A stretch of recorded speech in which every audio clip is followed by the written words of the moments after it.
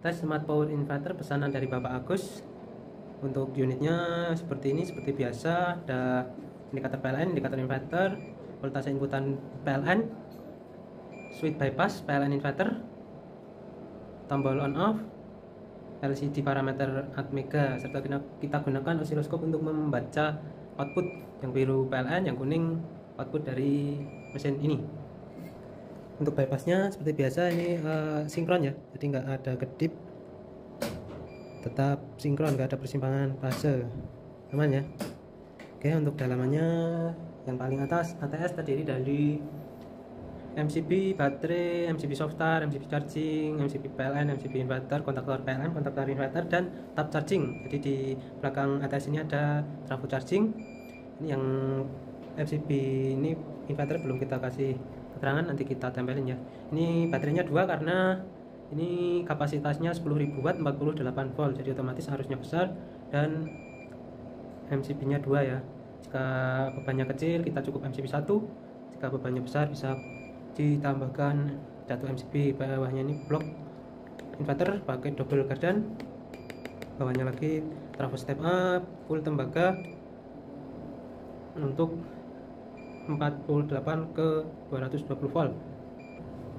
Untuk inputan PLN di sini, ini bawahnya ada output dan inverter.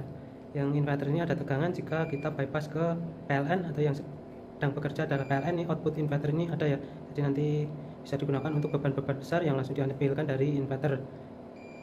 Kalau output ini yang menuju rumah, jadi kalau kita bypass ke PLN dan beban rumah diambil oleh PLN, dan otomatis kita akan menggunakan inverter untuk beban-beban yang besar bisa langsung diambilkan dari inverter ya. Di beban rumah nggak akan terganggu. Untuk baterainya juga kita pakai double, positifnya double, negatif juga double, jadi bisa kita tarik 2 kabel dari per baterai. Untuk pendinginan ini juga standby, nanti saat suhu panas atau menyentuh settingan, kita ini akan bekerja 100% untuk mendinginkan suhu di dalam. Oke, ini kita posisikan di hybrid. Kita pakai bolam ya tadi untuk melihat kedipnya. Tadi saat kita tekan bypassnya nggak ada kedip. Kita lihat menunya sekilas saja karena kita sudah sering kali menjelaskan. Nanti kita paparkan manual settingnya juga. Kita tekan menu on off, inverter on, EOD, over DC, kalibrasi baterai, standar on inverter, auto on inverter setelah memproteksi overwatt, default, buzzer, prioritas, standby on, ini chargingnya on di 49, off nya di 52, temperatur charging, relay on, kalibrasi output. Oke, lanjut kita akan lihat untuk perpindahannya.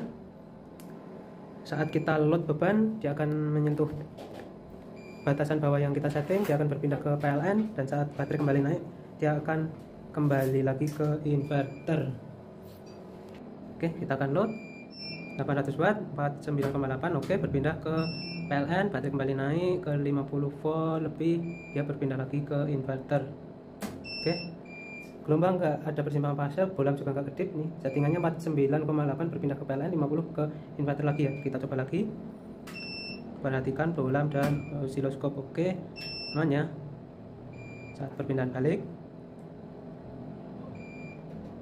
oke, mulus, nggak ada kedip sama sekali. Kalau mungkin ada kedip, ini minim kedip, jadi aman untuk alat-alat yang sensitif. Lanjut kita akan lihat untuk load beban ya, karena kita mau melihat kemampuan dari inverter ini. Sebelum kita load, kita akan lepas dulu untuk PLN nya, karena kita mau melihat output dari inverter, karena otomatis saat overload nanti berpindah ke PLN ya. Daya PLN kita kecil, jadi takut nanti trip. Oke, sudah kita copot.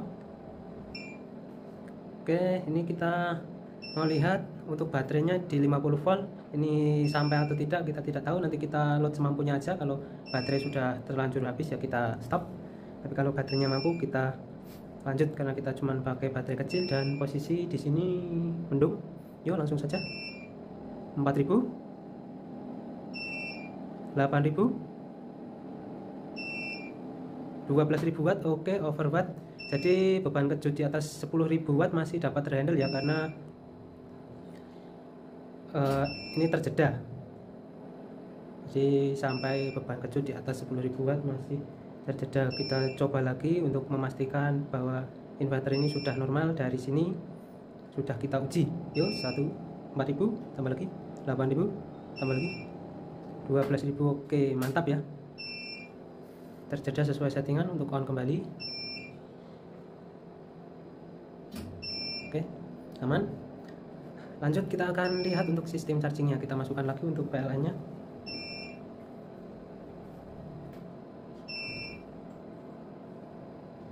Oke, PLN sudah masuk. Ini PLN kita cuma 200 volt ya. Oke, kita akan lihat chargingnya. Kita gunakan tang ampere. Kita sudah masukkan tang ampere di posisi inputan PLN ini. 0, posisi masih off. Jadi yang sudah sering lihat video kita sebelum-sebelumnya pasti paham untuk menghidupkan sistem charging. Jadi kita putar tabnya dulu, baru kita on kan MCB charging. Karena ini melewati sistem soft start ya, jadi kalau PLN nya kecil nggak akan trip. Ini 2 ampere, sekitar 400 sampai 500 watt di tab 1. Kita posisi tab 2, kita matikan MCB nya, baru kita putar biar nggak trip. Tab 2 di 900 watt lebih. Tab 3